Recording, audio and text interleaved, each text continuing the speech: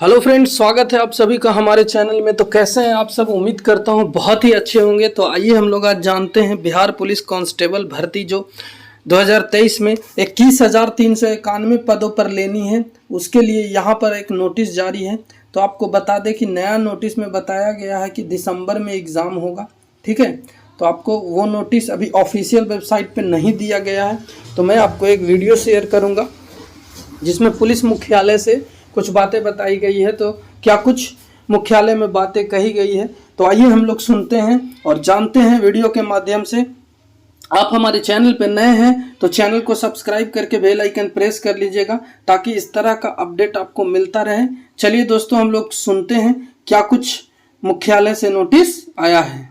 1/10/2023 को केंद्रीय चयन परिषद जो सिपाही भर्ती का है, उसके द्वारा सिपाही भर्ती की परीक्षा 2 पालियों में की गई थी और परीक्षा के बाद इस प्रकार के मीडिया से रिपोर्ट्स आने लगी कि इसमें अनियमितताएं हुई हैं और कुछ गड़बड़ी की शिकायतें आई। कुछ प्रिंट इलेक्ट्रॉनिक मीडिया के माध्यम से प्रश्न पत्र के आंसर कीज को फ्लैश किया गया और इस प्रकार का ये माहौल बना कि कुछ न कुछ गड़बड़ उसमें हुआ है। तो इसकी सूचना जैसे ही सब तरफ फैली तो आर्थिक अपराध इकाई ने इसको स्वतः संज्ञान लिया इसमें और हम लोगों ने इस मामले की जाँच करना शुरू कर दी। तभी जिले के एसपी जहाँ से इस प्रकार की शिकायतों की सूचनाएं आई उनसे बात की गई और उनके यहाँ जो भी एफआईआर्स दर्ज हुई थी या कंप्लेंट्स आई थी उनके बारे में हम लोगों ने जानकारी ली, उनसे सारे डिटेल्स प्राप्त किए। बहुत जगह रिकवरीज भी हुआ था गैजेट्स का, आंसर शीट्स के जो चिट्स होती उनकी। जो मुख्य एफआईआर्स हुई थी जिसमें कुछ न कुछ आपराधिक गिरोह का संगठित लग रहा था जिनका हाथ हो सकता है, उनकी जानकारी प्राप्त की गई। जानकारियों को प्राप्त करने के पश्चात इसका अध्ययन हम लोगों के द्वारा किया गया और इसमें यह निर्णय लिया गया कि आर्थिक अपराध इकाई इस प्रकार के जितने भी केसेस दर्ज हुए हैं उन सब का टेक ओवर हम लोग करेंगे और जिन केसेस में इस प्रकार के साक्ष्य आ रहे हैं कि उसमें कोई संगठित गिरोह इन्वॉल्व है जिसके द्वारा नियमितताएं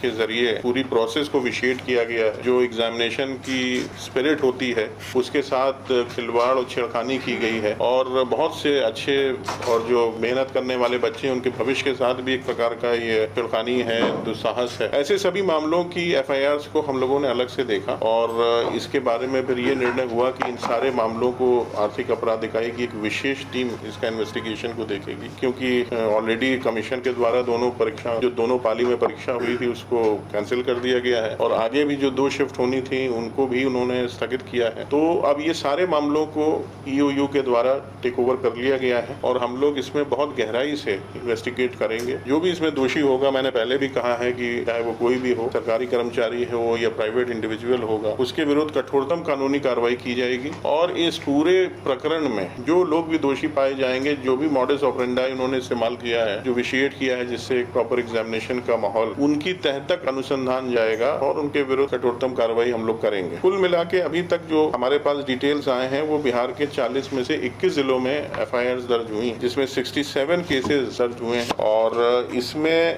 करीब 148 लोगों की गिरफ्तारी भी हुई है और बहुत सी रिकवरीज हुई हैं। इसमें गैजेट्स मिले हैं, बहुत सी और चिट्स मिली हैं, सामग्री मिली है। उन सारी चीजों का अध्ययन किया जा रहा है और इस पे आगे की कार्रवाई हम लोग कर रहे हैं। मैंने जैसे पहले भी बताया, एक विशेष टीम का गठन किया गया है जो वरीय पदाधिकारियों के अधीन काम करेगी। इसकी monitoring day to day basis पे होगी और इसमें कुछ अतिरिक्त अधिकारियों को भी पुलिस मुख्यालय से हम लोग अनुरोध कर रहे हैं, उनको भी इसमें शामिल किया जाएगा और इन पूरे मामलों में जितने भी एफआईआर हम लोग टेक ओवर करेंगे, मुझे लगता है कि लगभग 2 दर्जन से अधिक केसेस को टेक ओवर हम लोग करने जा रहे हैं और यदि उसके बाद कुछ और भी मामले आएंगे तो उन पर भी विचार किया जाएगा। इनमें बहुत लंबा समय ना लगे इसके लिए टीम में अच्छे पदाधिकारियों को रखा जाएगा और डे टू डे बेसिस पे इन्वेस्टिगेशन होगा। इसमें साइंटिफिकली इलेक्ट्रॉनिक जो भी हमारी एविडेंस कलेक्शन के मैकेनिज्म्स हैं उनका इस्तेमाल किया जाएगा और अभी तक प्राइमा फेसी जो बातें सामने आ रही हैं उसमें ये जरूर है कि इसमें लीकेज हुआ है। समय से पहले प्रश्न पत्र के आंसर कीज का बाहर आना अपने आप में ये सजेस्ट करता है कि किसी न किसी माध्यम से प्रश्न पत्र लीक हुए हैं और